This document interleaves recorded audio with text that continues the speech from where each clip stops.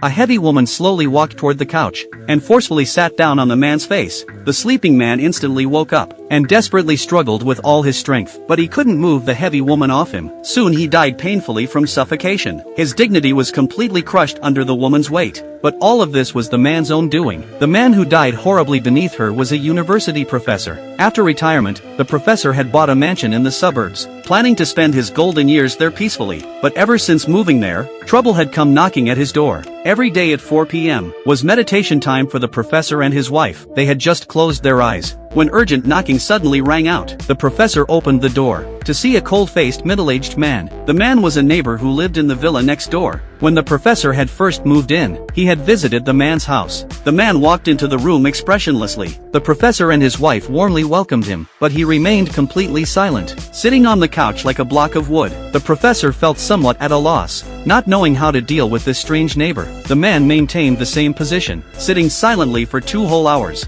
The professor and his wife didn't want to be rude to their guest, so they awkwardly kept him company. At 6 p.m., the man finally showed some reaction. He suddenly stood up, and under the professor's bewildered gaze, coldly pushed the door open and left. The professor and his wife quickly followed, watching the man return to the villa next door. They couldn't figure out why the man was so strange. For 2 entire hours, he hadn't said a single word. The professor thought it over, and guessed the man might be mute. The couple didn't think much more about it. However, the next day at 4 p.m., the man came to their door again. Just like yesterday, the man sat on the couch. Although they weren't thrilled about his visit, out of politeness, the professor had his wife make the man a cup of hot tea. The man finally spoke. He thanked the professor and his wife, then briefly introduced himself. Only then did the professor learn that the man was a retired doctor, living in the villa next door for his retirement. After saying this, the man once again fell silent. Time crawled by in dead silence. The professor and his wife felt extremely uncomfortable. Fortunately, when the 6 p.m. chime rang, the man immediately got up and left. Every day after that, the man would show up at 4 p.m. sharp, barging into the professor's house. His bizarre behavior deeply troubled the professor and his wife. To escape the man's harassment, he made a decision.